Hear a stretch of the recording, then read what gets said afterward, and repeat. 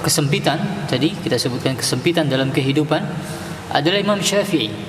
Kata Imam Syafi'i, selama 16 tahun saya tidak pernah merasa kenyang.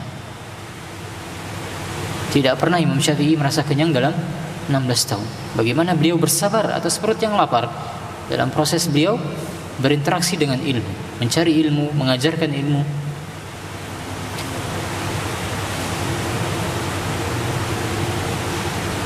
Maka contoh yang paling relevan dengan kita sekarang, ya, hari ini kita hujan di luar. Sebagian peserta mungkin sedikit bersusah payah untuk hadir di pengajian offline karena hujan, mungkin sebagiannya masih menggunakan sepeda motor.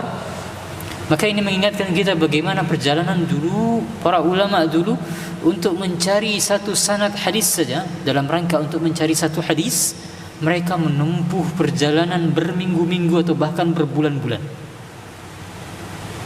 Menempuh perjalanan berbulan-bulan hanya untuk mendengarkan satu buah hadis.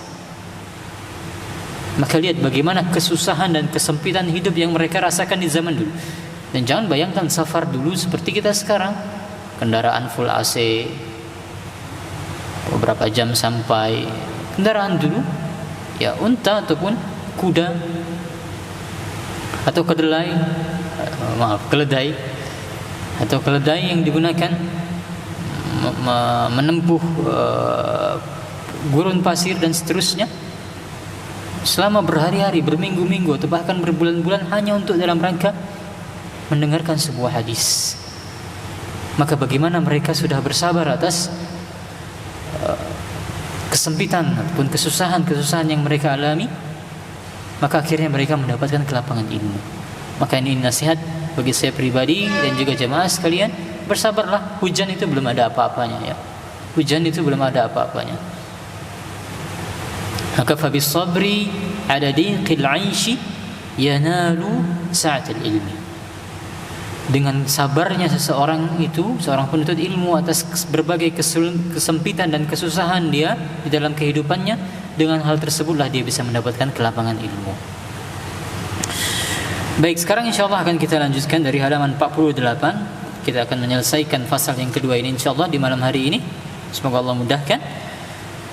Masih pembahasan tentang niat dalam menuntut ilmu. Ya, sudah kita sampaikan kesimpulannya di pertemuan sebelumnya. Ada 4, kalau disimpulkan oleh Syekh Shalih Al-Utsaimin, ada 4 niat utama dalam kita mencari ilmu. Kita murajaah terlebih dahulu. Aldi pekan lalu datang?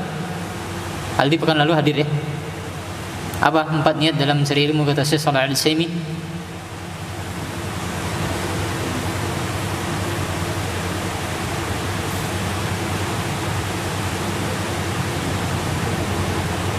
Lagi repot, ya?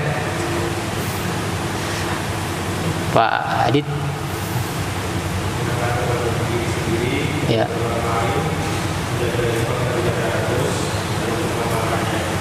Baik, barakallahu fiik. Ahsan. Ada 4 niat utama dalam kita mencari ilmu. Yang pertama adalah mengangkat kebodohan dari diri kita sendiri. Yang kedua adalah mengangkat kebodohan dari orang lain. Karena yang namanya obat dari kebodohan adalah ilmu. Kemudian yang ketiga adalah agar syariat Allah tetap ada, agar agama Islam tetap ada, ya. Yang namanya syariat Islam, agama Islam bisa tetap lestari dengan diajarkannya ilmu. Kemudian yang keempat adalah dengan niat mengamalkannya. Jika ada niat-niat lain dalam mencari ilmu, maka itu akan kembali kepada 4 niat utama itu, ya. Dia bisa bercabang dengan niat-niat yang lainnya.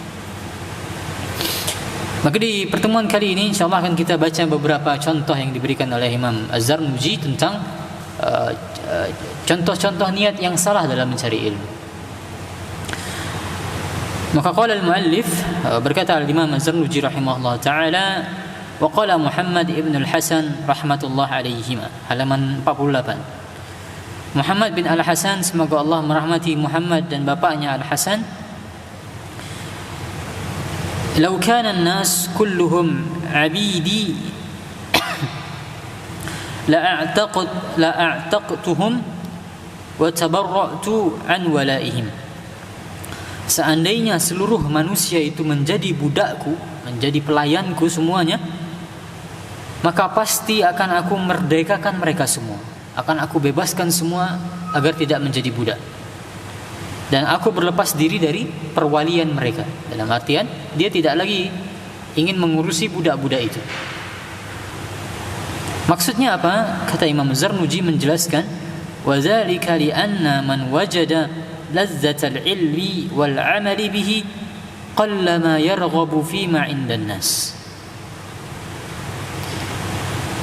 Jika seseorang itu dia telah merasakan kelezatan ilmu dan kelezatan dalam beribadah kepada Allah, maka dia hampir-hampir tidak membutuhkan lagi berbagai kenikmatan yang ada di sisi manusia. Maka ini puncak dari ilmu, puncak kenikmatan dari ilmu dan amal. Tidak lagi dia merasa butuh terhadap kenikmatan yang ada pada sisi manusia. Maksudnya nikmat ya, seorang itu dia punya banyak budak, punya banyak pelayan, bahkan seluruh manusia itu jadi budak dia, artinya dia berada dalam posisi yang tinggi. Maka kata Al-Hasan tadi, Muhammad bin Al-Hasan, dia tidak butuh itu lagi karena dia sudah cukup dengan kenikmatan ilmu dan kenikmatan dengan amal. Dan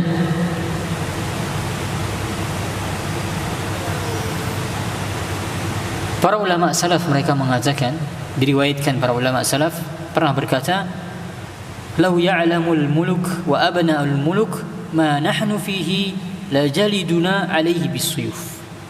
Coba perhatikan. Kata para ulama dulu, seandainya para raja dan juga anaknya para raja itu mengetahui kenikmatan yang kami miliki di dalam hati kami ini, seandainya mereka mengetahui kenikmatan yang kami miliki dalam hati kami, niscaya mereka akan menyiksa kami dengan pedang. Maksudnya adalah mereka pasti ingin merebut kenikmatan yang ada di dalam dada kami ini, direbut dengan pedang.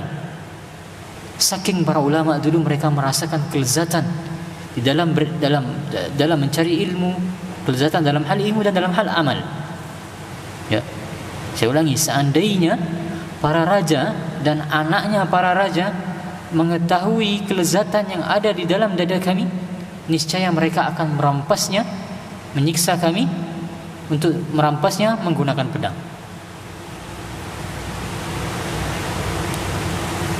Maka kalaulah kita itu sudah benar-benar menempuh jalan ilmu secara sungguh-sungguh, maka niscaya kita juga akan merasakan kenikmatan dan kebahagiaan yang sangat nikmat rasanya bisa duduk di majelis ilmu itu. Nikmat rasanya ketika kita membaca dan menyelami karya-karya para ulama. Makanya Syekh Muqbil bin Hadi Al-Wadi'i rahimahullah ta'ala, salah seorang ulama terkemuka di zaman kita, sudah wafat tapi dari Yaman. Kata Syekh Muqbil bin Hadi Al-Wadi'i, "Falamma iftatahtu al-Bukhariyah," ketika aku membuka kitab Sahih Bukhari, kata kata Syekh Muqbil, ketika aku membuka Sahih Bukhari dan aku berkata, telah meriwayatkan dan Imam Bukhari, dan aku berkata, Imam Bukhari berkata, telah meriwayatkan kepadaku Abdullah bin Yusuf, telah meriwayatkan kepada kami Malik. Atau ketika aku buka kitab Sahih Muslim, kata Syekh Muqbil, dan aku pun membacanya, bahwasanya Imam Malik berkata telah meriwayatkan kepada kami Yahya bin Yahya. Intinya kata Syekh Muqbil, ketika aku membaca Sahih Bukhari, ketika aku membaca Sahih Muslim, ansa jami'a masyaghilad dunya wa masyakilaha. Ini dia yang menjadi poinnya. Kata Syekh Muqbil, ketika aku membuka Sahih Bukhari dan Sahih Muslim, maka ketika itu aku terlupa dengan berbagai kesibukan dunia dan juga berbagai permasalahannya. Ya, aku terlupa dengan berbagai kesibukan dunia dan juga berbagai permasalahannya. Maka rasakan ya, teruslah, maksudnya dalam kita meniti jalan ilmu sambil kita terus memperbaiki adab dan akhlak kita, cobalah rasakan bagaimana nikmatnya ketika kita bisa meniti jalan ilmu itu secara sungguh-sungguh. Entah ketika kita duduk di majelis ilmu atau ketika kita membaca karya-karya para ulama, maka di sana ada kenikmatan yang luar biasa.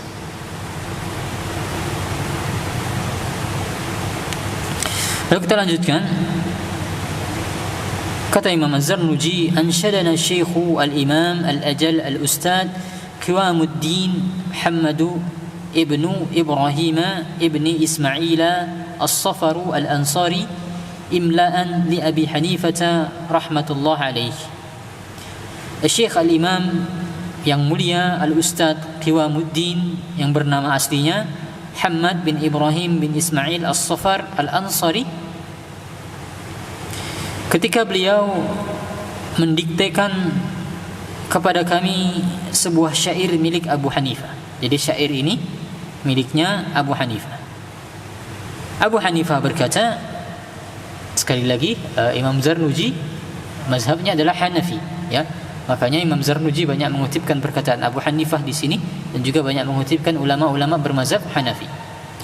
Salah satunya yang beliau kutipkan perkataan Abu Hanifah, man talaba al-ilma lil ma'adi faza bi fadlin min ar-rashadi fayal lil khusrani talibihi linaili fadlin min al-ibadi.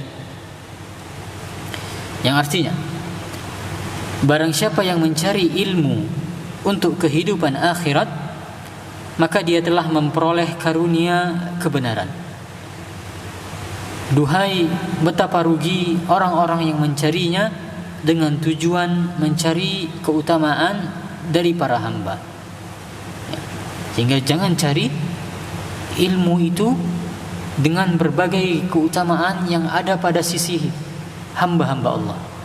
Entah itu berupa pujian dari para hamba-hamba Allah, atau balasan berupa harta dari hamba-hamba Allah, atau berupa kedudukan yang diberikan oleh para hamba-hamba Allah, maka jangan cari ilmu dalam rangka hal tersebut. Carilah ilmu, kata Abu Hanifah tadi, untuk kehidupan akhirat. Ya, kita mencari ilmu untuk kehidupan akhirat.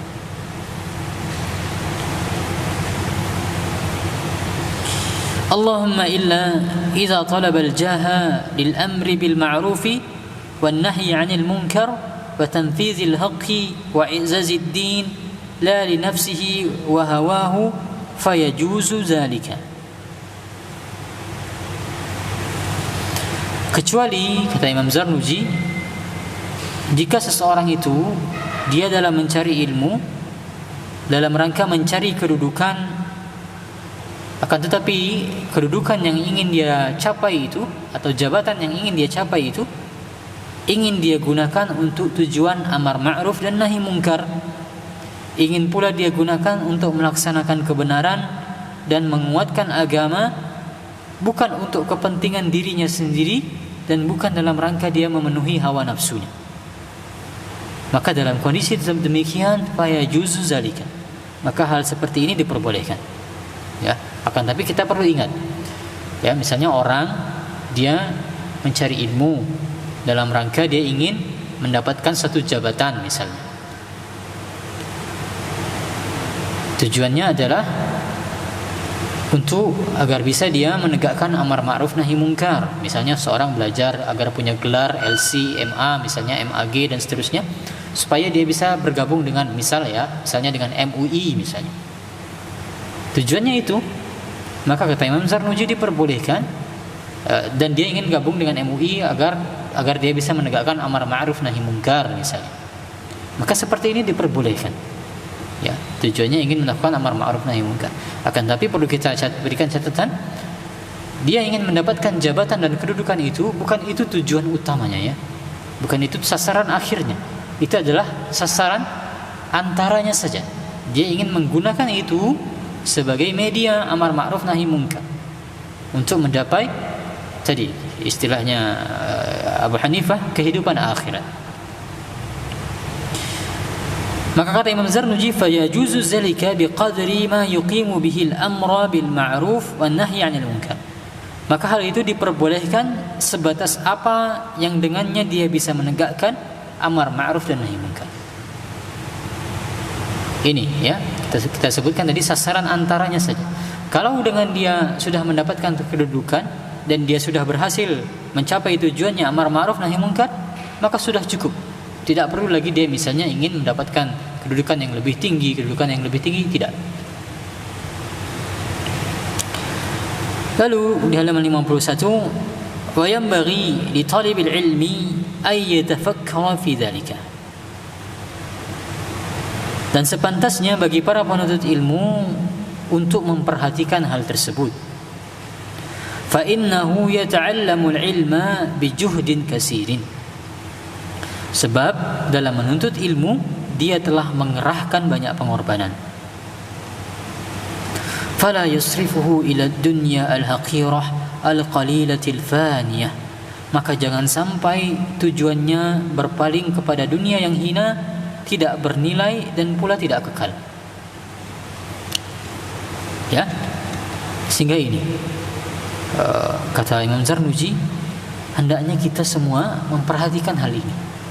Jangan sampai effort ataupun usaha yang telah kita kerahkan itu menjadi sia-sia. Sudah bersusah payah datang ke pengajian, hujan-hujan, basah-basah, menggunakan jas hujan, sudah mandi sebelumnya, sudah ganti pakaian, meninggalkan kesibukan-kesibukan yang lainnya. Ada opportunity cost ya, biaya yang kita keluarkan karena kita mengambil satu tindakan, ada hal yang lain perlu kita korbankan. Maka sedikit banyaknya pasti ada effort yang kita keluarkan dalam kita mencari ilmu. Maka jangan sampai effort ataupun usaha tersebut menjadi sia-sia karena niat yang salah. Karena niat dunyawiyah tadi. Dan kerugian yang terbesar yang akan didapatkan oleh seseorang yang dia salah dalam menuntut ilmu adalah kerugian di akhirat kelak. Dalam sebuah hadis sahih, saya bacakan hadis yang ma'ruf dari Abu Hurairah. Kata Abu Hurairah, sami'tu Rasulullah sallallahu alaihi wasallam yaqul, aku mendengar Rasulullah sallallahu alaihi wasallam bersabda, inna awwalan nasi yuqda yaumal qiyamah, sesungguhnya manusia yang pertama kali akan diputuskan oleh Allah pada hari kiamat. Maka Rasulullah menyebutkan 3 kasus manusia, ya, kita tidak baca seluruhnya, hadisnya cukup panjang. Tapi intinya 3 kasus ini adalah 3 kasus pertama yang Allah akan putuskan pada hari kiamat kelak, akan Allah hakimi pada hari kiamat kelak.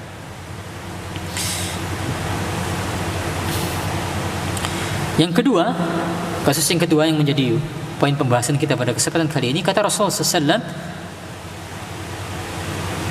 wa rajulun ta'allama al-ilma wa 'allamahu wa qara'a al-Qur'an. Orang yang kedua yang pertama kali akan Allah putuskan yaitu seseorang yang dia belajar ilmu, dia menuntut ilmu, wa 'allamahu, dan dia juga mengajarkan ilmu itu. Dia belajar dan dia mengajar. Wa qara'a al-Qur'an, dan dia juga membaca Al-Qur'an. Fa'utiya bihi fa'arrafahu ni'amahu fa'arafaha. Maka pada hari kiamat Allah akan bawakan nikmat-nikmat itu.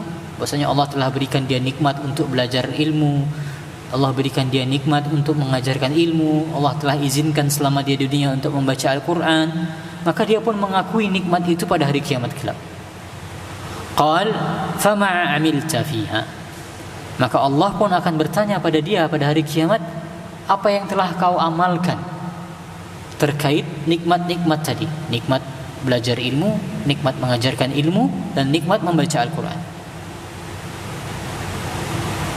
Maka dia menjawab, ta'allamtul ilma wa 'allamtuhu wa qara'tu fika Al-Quran. Ya Allah, aku belajar, aku mengajar, dan aku membaca Al-Quran ikhlas karena Engkau. Aku mengajar, aku belajar, aku mengajar dan membaca Al-Quran ikhlas karena Engkau. Ini jawaban dia. Maka Allah pun berkata, Allah berfirman, kadzabta, engkau berdusta, engkau telah berdusta. Walakinnaka ta'allamta al-ilma liyuqala 'alim wa qara'ta al-Qur'ana liyuqala huwa qari' faqad qil. Sesungguhnya kata Allah, yang benar niatmu itu adalah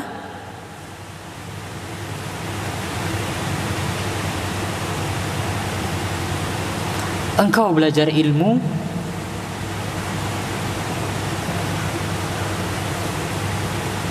ta'allamta al-ilma, ya, engkau belajar ilmu agar engkau itu disebut sebagai seorang alim, seorang yang berilmu. Ini niat dia, agar dia digelari sebagai seorang alim, agar dia dipuji dan digelari sebagai seorang alim. Niat dia belajar demikian. Dan dia membaca Al-Quran agar dia disebut sebagai seorang qari.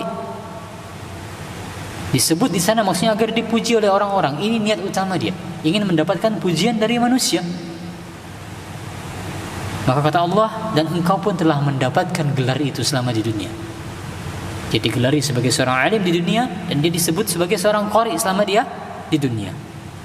Summa umira bihi fasuhiba ala wajhihi hatta ulqiya fin nar.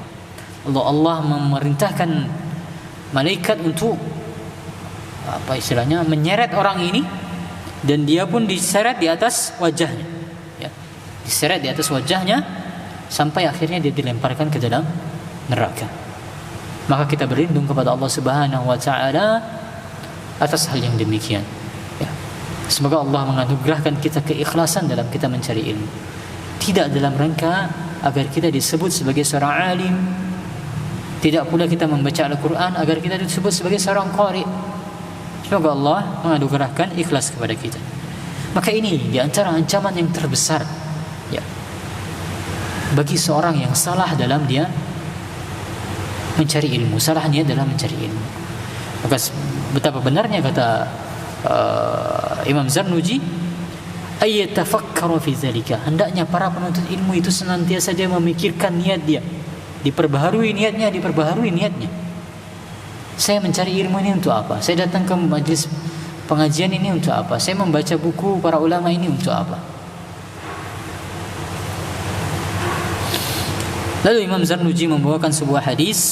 Qala Nabi, kata beliau, Nabi SAW bersabda, ittaqud dunya fawallazi nafsu Muhammadin biyadihi innaha la asharu min Harut wa Marut.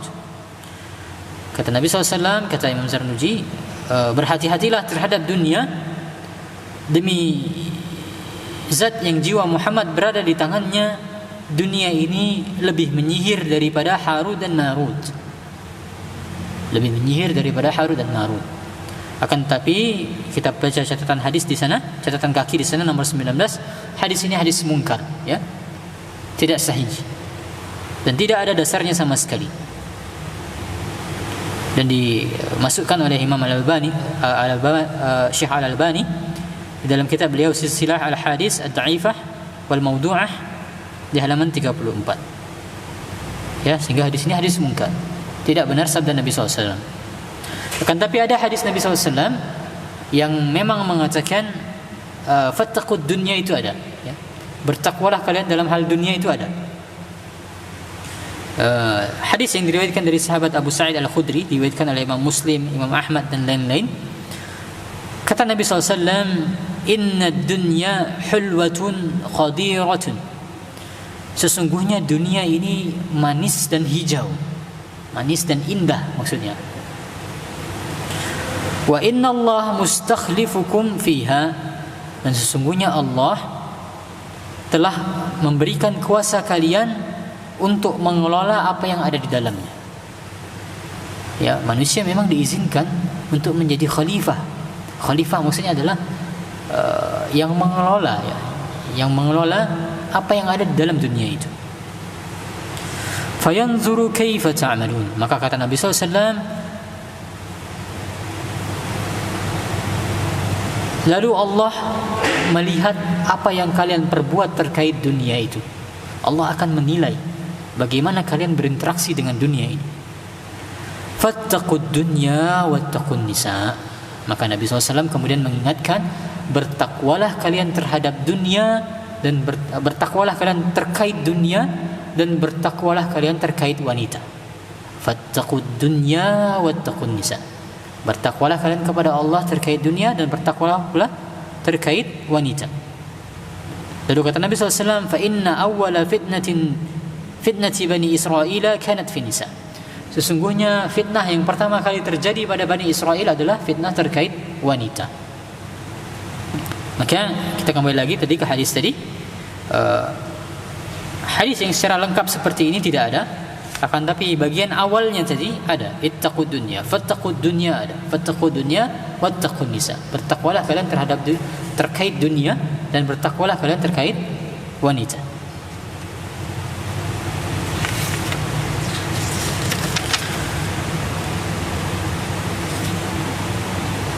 Lalu kata beliau, syi'run, ada sebuah syair yang berbunyi, hiya dunya aqallu minal qalil wa 'ashiquha azallu minaz zalil. Tusimmu bi sihriha qauman wa tu'mi fahum mutakhayyirun bila dalilin. Dunia itu lebih sedikit dari yang sedikit. Orang yang merindukannya lebih hina daripada orang yang hina. Dunia adalah sihir yang menulikan dan membutakan sekelompok orang sehingga mereka kebingungan tanpa pemandu. Maka di sini Imam Zarnuji mengingatkan tentang kehinaan dunia, ya. Betapa hinanya dunia. Maka jangan sampai seorang sekali lagi dia sudah mengeluarkan effort yang besar dalam mencari ilmu, lalu berbelok niatnya untuk mendapatkan dunia yang hina tadi. Ya. Kenapa kita kemudian menukar akhirat yang khairu wa abqa, yang jauh lebih baik dan lebih kekal, dengan dunia yang fana dan tidak bernilai ini? Wa yanbaghi lil ahli al-ilmi alla yuzilla nafsahu bit-tam' fi ghairi al-matma' wa yataharraza amma fihi mazallatu al-ilmi wa ahlihi.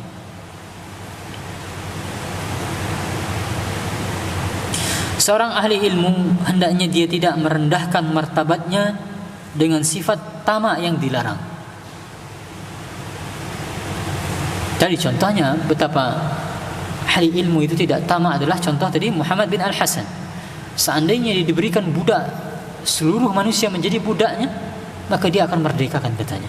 Dia tidak tamak dengan budak-budak itu.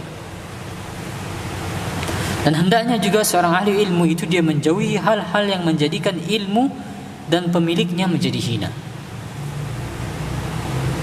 Wa yakunu mutawadi'an, dan hendaknya seorang yang berilmu itu memiliki sikap tawadu'. Wa tawaddu'u baina takabburi wa zillati. Nah, ini definisi tawadu' yang diberikan oleh Imam Zarnuji. Yang namanya tawadu', kata beliau, merupakan sikap pertengahan antara takabbur adalah sombong, dan juga azillah. Zillah itu merendahkan diri. Merendahkan diri. Sehingga salah, ya, tidak tepat kalau diterjemahkan dalam bahasa Indonesia tawadhu itu rendah diri. Karena rendah diri itu kalau kita kaji dalam bahasa Indonesia itu sikap negatif. Rendah diri itu seorang yang dia tidak percaya diri, ya, inferior dan seterusnya. Tidak semestinya kita memiliki sikap rendah diri. Yang kita miliki harusnya adalah tawadhu'. Tawadhu' itu yang paling tepat adalah diterjemahkan rendah hati.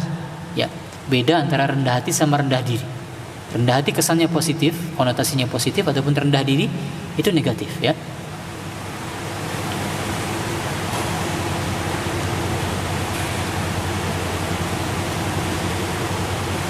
Dan dalam sebuah hadis qudsi, Rasulullah SAW bersabda, ya, kata Allah Subhanahu Wa Taala, barang siapa yang dia mentawadda'a li, barang siapa yang dia merendahkan hatinya kepadaku seperti ini, maka Rasulullah SAW mempraktekkan dengan mengarahkan tangan beliau ke arah bumi, ya. Kata Allah Subhanahu wa taala, barang siapa yang merendahkan hatinya kepadaku seperti ini, maka Nabi SAW merendahkan tangan beliau ke arah bumi, maka kata Allah Subhanahu wa taala, maka aku akan angkat dia derajat, aku akan angkat derajatnya seperti ini. Ya, dipraktekkan oleh Rasulullah. Barang siapa yang dia tawadhu seperti ini, maka akan aku angkat derajatnya seperti ini. Maka di antara keutamaan orang-orang yang tawadhu, Allah akan meninggikan derajatnya. Baik, wallahu a'lam. Kita azan terlebih dahulu. Insyaallah setelah azan kita lanjutkan sedikit lagi. Bismillah, alhamdulillah, wassalatu wassalamu ala rasulillah. Kita lanjutkan. Maka tadi kita sudah membahas tentang sikap tawadhu, ya. Salah satu definisi yang bagus dibawakan oleh Imam Zarnuji tadi adalah tawadhu adalah sikap pertengahan antara sikap sombong dan rendah diri, ya. Sehingga tawadhu berada di tengah-tengah. Tidak dia sombong, tidak boleh dia rendah diri. Definisi lain tawadhu yang bagus disampaikan oleh Syekh Shalih Al-Utsaimin dalam kitab Syarah Tazkiratus Sami'.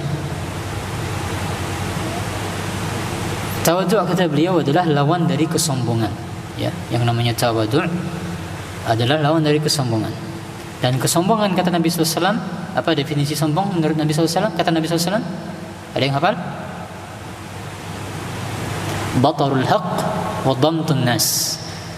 Menolak kebenaran dan merendahkan manusia. Ya, menolak kebenaran dan merendahkan manusia. Ini definisi sombong yang disampaikan oleh Nabi SAW. Menolak kebenaran dan merendahkan manusia itu sombong. Maka ketika definisi tawadhu adalah lawan dari sombong, sehingga definisi lain dari tawadhu kata Syekh Shalih Al-Utsaimin adalah mau menerima kebenaran dan menempatkan manusia sesuai kedudukannya. Maka ini definisi tawadhu yang ada ini. Mau menerima kebenaran dan menempatkan manusia sesuai dengan tempatnya, tidak merendahkannya dan tidak juga berlebih-lebihan terhadapnya.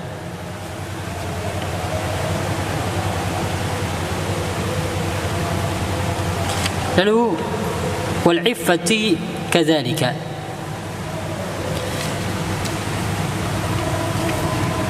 demikian pula hendaknya seorang penuntut ilmu atau seorang yang berilmu dia memiliki sikap iffah, yaitu menjaga kehormatan dirinya, memiliki sikap iffah. Dan kita dianjurkan oleh Nabi SAW untuk berdoa memohon iffah, ya. Allahumma inni as'alukal huda wat tuqa wal afafa wal ghina. Ya Allah, aku bermohon kepadamu petunjuk, hidayah, at-tuqa, ketakwaan. Yang ketiga adalah tadi iffah. Yang keempat baru al-ghina, ketercukupan. Allahumma ini doa yang diajarkan oleh Nabi SAW. Allahumma inni as'alukal huda wat tuqa wal afafa wal ghina. Wa yu'rafu dzalika fi kitabil akhlaq. Maka hal pembahasan tentang ini bisa dipelajari dalam kitab-kitab tentang akhlak. Kemudian kata Imam Zarnuji, ansyadani al-Syekh al-Imam al-Ustaz Ruknuddin al-Ma'ruf bil-Adib al-Mukhtar syi'ran li nafsi. Al-Syekh al-Imam al-Ustaz Ruknuddin yang dikenal sebagai al-Adib al-Mukhtar membacakan kepadaku sebuah syair miliknya. Maka lihat dari zaman dulu bagaimana syair itu. Zaman dulu itu syair itu seperti media broadcast, ya, media broadcast. Jika seorang ingin menyebarkan berita, maka digunakan syair. Jika seorang itu dia ingin menghasut masyarakat, maka dia menggunakan syair. Jika dia ingin menyebarkan kebaikan, dia juga menggunakan syair. Banyak beberapa kasus di zaman Nabi SAW, orang-orang Yahudi itu menghasut orang untuk memerangi Nabi SAW itu dengan syair-syair. Ya, orang-orang Yahudi di zaman dulu dia membuat syair, lalu dibacakan syair itu di depan masyarakat agar di depan orang-orang kafir ini termotivasi untuk memusuhi Nabi. Maka dalam syair ini dikatakan, kita baca terjemahnya saja, sikap tawadu' adalah perangai orang yang bertakwa. Dengannya orang yang bertakwa akan semakin tinggi martabatnya. Ya, tadi sebagaimana kita katakan dalam hadis qudsi, barang siapa yang dia tawadu' ikhlas karena Allah, maka Allah akan tinggikan martabatnya. Allah akan tinggikan derajatnya. Dan sungguh mengherankan kesombongan orang yang tidak tahu kondisinya, apakah akan bahagia ataukah celaka, atau bagaimana usia dan ruhnya akan berakhir di hari kematiannya, apakah merugi ataukah beruntung. Sifat sombong itu khusus milik Rabb kita, maka jauhilah dan berhati-hatilah. Ya, jauhilah sifat sombong, karena Allah lah yang berhak atas al-kibriya. Kibriya maksudnya adalah kesombongan. Walahul kibriya, milik Allah lah al-kibriya, kesombongan. Manusia tidak boleh memiliki sikap kesombongan. Maka jauhilah dan berhati-hatilah terhadap sikap sombong, dan yang semestinya dimiliki oleh para penuntut ilmu adalah tawadu'. Qala Abu Hanifah rahmatullah alaih li ashabihi azzimu amaimakum wa wassi'u akmamakum. Kata Abu Hanifah, besarkanlah sorban kalian dan lebarkanlah lengan baju kalian. Wa inna ma qala zalika li alla yastakhifa bil ilmi wa ahlihi. Beliau mengucapkan itu agar ilmu dan ahli ilmu itu tidak dianggap remeh, tidak direndahkan. Ya, ini sesuai zamannya Abu Hanifah, mungkin tidak relevan dengan tempat kita di sini sekarang. Ini adalah di antara sikap jika seseorang itu ingin terlihat mulia di zaman dulu, maka dia membesarkan sorbannya dan juga dia melebarkan lengan bajunya di zaman dulu, zaman Abu Hanifah. Akan tapi yang menjadi hikmahnya adalah bagaimana seorang itu dia ingin, seorang penuntut ilmu itu, agar dia terlihat mulia, tidak dianggap remeh dan tidak direndahkan oleh orang lain. Ya, banyak sekali contohnya. Bagaimana Imam Malik pernah diundang oleh Harun al-Rashid untuk datang ke istana untuk mengajari anak-anaknya. Maka kata Imam Malik, al-ilmu yu'ta la ya'ti. Yang namanya ilmu itu didatangi, tidak mendatangi. Ilmu itu didatangi, tidak didatangi. Akhirnya dikirim oleh Harun al-Rashid, anak-anak beliau datang ke rumah Imam Malik. Dan oleh Imam Malik pun tidak diistimewakan anak-anaknya itu, anaknya khalifah disuruh duduk. Hakazal ilmu, kata Imam Malik. Seperti itulah ilmu. Ilmu itu terhormat. Ya, ilmu itu didatangi, tidak mendatangi. Kalau orang ingin belajar ilmu, maka dia yang mendatangi ilmu. Ya, ilmu itu terhormat. Begitu juga dengan orang-orang yang membawanya, orang-orang yang membawa ilmu itu harus terhormat. Lalu kata Imam Zarnuji, wa yanbaghi li talibil ilmi an yuhassila kitab al-wasiyyati allati katabaha Abu Hanifah radhiyallahu anhu li Yusuf ibn Khalid as-Samti inda ruju'i ila ahlihi yajiduhu ma yatlubul ilma. Hendaknya para penuntut ilmu itu mempelajari kitab yang berjudul Al-Wasiyah yang ditulis oleh Abu Hanifah untuk Yusuf bin Khalid as-Samti saat kepulangan beliau kepada keluarganya. Hendaknya kitab ini bisa dipelajari oleh orang-orang yang sedang menuntut ilmu. Wallahu alam, apakah sekarang bisa kita mendapatkan kitab ini atau tidak?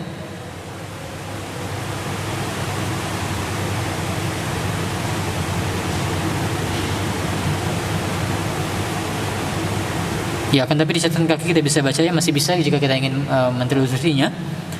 Tapi sepertinya tidak ada kitab khusus yang berjudul Al-Wasiyah. Sepertinya hanya diriwayatkan ya di beberapa kitab tarikh, misalnya dalam kitab sejarah, bahwasanya Abu Hanifah pernah menulis kitab yang demikian. Lalu kata Imam Zarnuji, wa qad kana ustazuna al-Syekh wal-Imam Burhanuddin Ali ibn Abi Bakr qaddasallahu ruhahu al-aziza amarani بكتابته عند رجوعي إلى بلدي فكتبته ولا بد للمدرس والمفتي في معالمة الناس منه وبالله التوفيق.